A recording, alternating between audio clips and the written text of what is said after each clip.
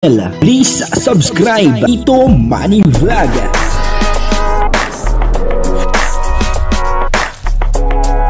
Payagan po si Tito Manny Vlog na mag-reactor para pambiling gamot sa kanya pong karamdaman. Wala man siyang records ng ng awayan. Yung si Joy Diwata ay ginagamit yung kanyang pangalan at yung kanyang muka upang sa ganoon ay kumita ng limpak-limpak na salapi. Grabe, nagpapayaman. Pero ang ginagamit ay ibang muka. At si Joy Diwata ang ginagamit. Papanoorin po natin yung video at bibigyan po natin ng konting reaction. Pero bago po yan, ako muna po bumabati sa inyong lahat ng magandang umaga, magandang tanghali, at magandang gabi sa inyong lahat mga kapatid. Saan man kayo ng panig ng mundo naroon ngayon ay mag-iingat kayo palagi at pagpalain kayo ng ating Panginoon. Maraming salamat din po sa patuloy na tumatangkilik sa aking YouTube channel at nanonood sa aking video reaction. Patuloy lang po natin suportahan sila Kuya Bal Santos Matubang, Kalingap Rob, Ate Edna Vlog, Jack Tapia at si Kalingap Dan. Ganun din si Andy Kayakap at yung mga kasamahan po natin sa Karepa. At ganun din po yung mga Kalingap partner na charity vlogger. Ito po yung video na kung saan ay talagang si Joy Diwata ay ginagamit yung kanyang mukha at yung kanyang pangalan upang sa ganun ay kumita ng limpak-limpak na salapi. Ang kabuuan po ng video ito ay mapapanood po natin sa YouTube channel ni Andy Kayakap Vlog. Ayun, suportahan po natin Andy Kayakap Vlog. Napakasipag na scouter at napakagaling na charity vlogger. Mga kalingap, mga kababayan, ang ating po'y pakiusap. Pakiusap. Kasi po mga kababayan, mga kalingap, ang bawat pong manira at nakikita natin, manira o siraan si Joy Diwata, bakit baga pilit nilang ginagawa ito? Na hindi naman sila inaano, ni Joy Diwata. Bakit baga pilit nilang ginagawaan ito ng mga samut-sari na napakabait itong bata, mga kababayan? Ba't may mga taong ganun? Alam na ng iba. Pero alam ko rin na mayroon pang hindi nakakaalam. Mga kalingap at mga minamahal kong mga kadugong Pilipino, sa nangyayari po sa ngayon, palibas ay malapit na ang papasko, gagawa ng kalukuhan at ang iba pong iyan, Huwag na huwag po kayong maniniwala at huwag na huwag po kayong magbibigay sa taong hindi nyo masyado o lubusang kilala. Tulad po ng ginagawa at ginawa, hindi lang ginagawa, nagawa at ginawa na about po kay Joy Diwata, Sino man po mga kababayan ang may gustong manira o siraan si Joy Diwata o gawaan ng samut-saring kwento na hindi maganda at nakita ko at may makapagpabot sa akin, hindi po ako papayag, mga kababayan, Kukontrahin ko po at kukontrahin ang mga ganyang klaseng gawain.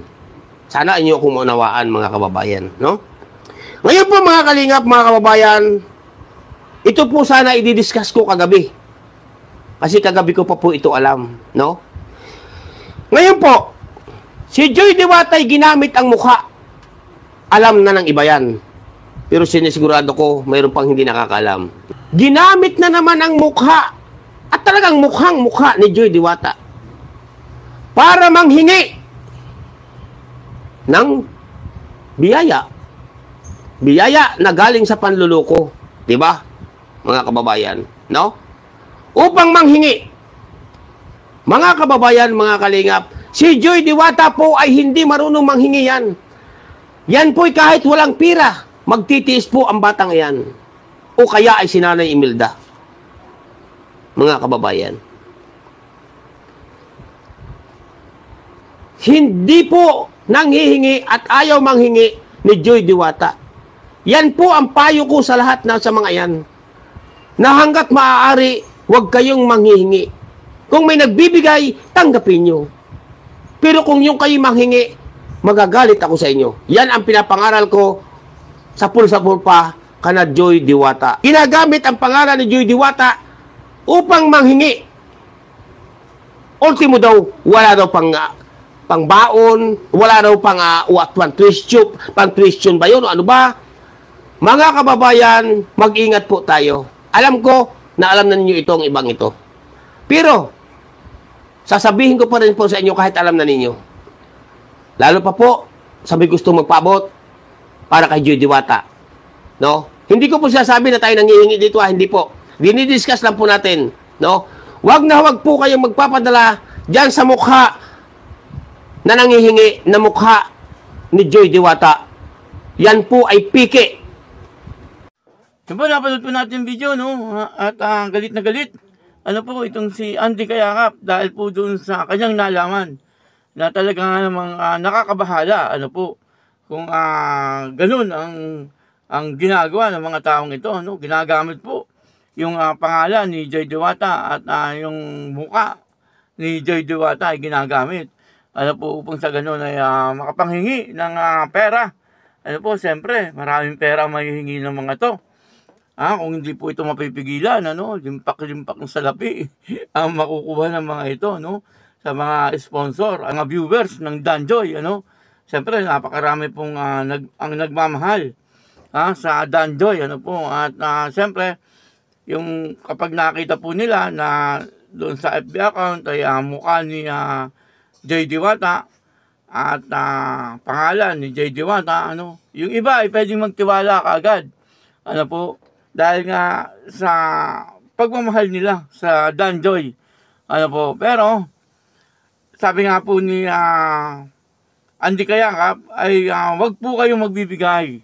Ano, sapagkat yan po daw ay fake account. Ano, talaga nga naman etong mga taong ito, ano, walang magawang mabuti.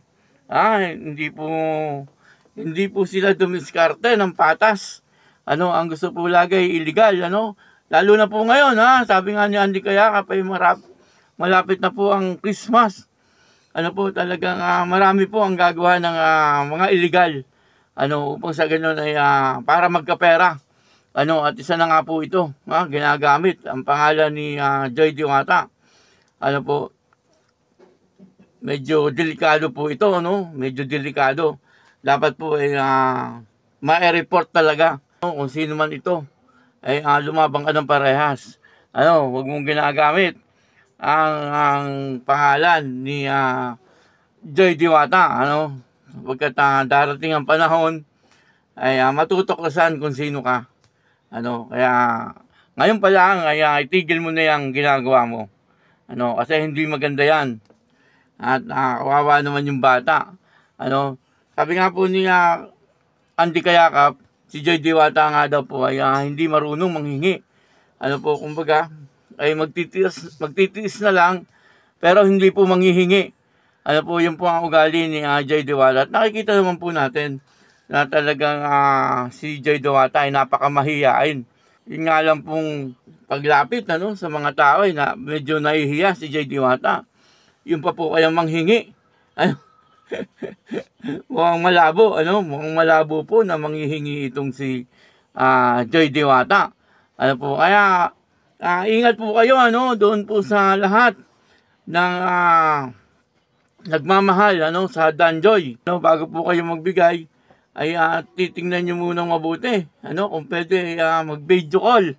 Ano po, kaso ganda po pagka nag-video call, at least ay alam nyo at kitang-kita nyo kung sino po talaga yung humihingi. Kagaya nga po ng sabi ni Andy Kayakap, hindi raw po manghihingi itong si Joy Diwata. Kaya doon po sa mga tao na nilalapitan ng fake account na ito ay siya sa atin nyo pong mabuti. Kapag may lumapit po sa inyo ay i-report nyo kaagad. Pwede pong ipahuli yan. Ang gawin nyo ay kunyari magbibigay kayo, kunin nyo yung address, at pwede pong i-report yan. Kasi kung sa mga, kunyari sa Western Union or sa Palawan, kailangan po pag nag-claim dyan, ay yung ID, yung valid ID ang gagamitin. Kaya pwede nyo pong kunin nyo yung address at yung pangalan, ano, pero huwag nyo hulugan. Ano po? Tapos report nyo po. Ano, pwede yun, ano, report nyo po kasi hindi naman nila makiklaim yan eh. Kung hindi po valid ID ang kanilang gagamitin. Ano po, dyan ay pwedeng mahuli, pwede po silang mahuli. Ano po, kaya ingat-ingat lang po tayo, ano. Kung halimbawa may nanghihingi, konting ingat. Ano po, sa pagbibigay. Huwag basta magbibigay, ano po, siya sa ating mabuti. Ano, lalo-lalo na po kung kay Joy Diwata, kasi si Joy Diwata nga po ay hindi marunong manghingi. Ano, talaga nga naman itong mga taong ito, no? Yung mga gumagawa ng fake account na ganyan. Ano po, tapos ay nanghihingi. Huwag naman kayong ganyan, lumabang kayo ng patas. Ano, kawawa naman yung mga tao na nai-scam nyo. Ano, sa bagay, itong mga taong ito, ano na to eh. Kumbaga, wala na tong pakialam, ano, kumbaga yung mga manhid na to. Ano, ang importante sa kanila ay kumita na lang ng pera. Ano, ganyan yung mga taong yan, ano. Kaya medyo nakakabahala. Ano po, kaya kayo na lang po mag-iingat. Ano, mag-iingat po kayo. Ano, wag basta-basta po magpapadala ng pera. Ano po, lalong-lalo na kung sa Dandoy, ano. Kaya Joy Diwata, ano. Kasi sabi niyo na nga po, no, si Joy Diwata ay hindi po marunong manghingi. Ano po, kaya bago po kayo magpadala ng pera, ay aalamin nyo kung kanino nyo po ipapadala. Ano, kung pwede, i-video call nyo muna, ano, bago nyo po ipadala yung pera. Para sa ganon, ay siguradong sigurado, ano po, na yung tatanggap ay yung taong papadalhan nyo. Ano po, kaya yun, ano, dito po ay konting paalaala lang po ito, no, para po doon sa mga taong nilalapitan, ano po, ng mga ganitong klaseng tao. Ano po, na huwag basta-basta magbibigay. Ano po, kaya maraming salamat po sa inyo lahat. Ako po si Tito Manny Vlog, nagsasabing God bless you all. Diyos mabalos.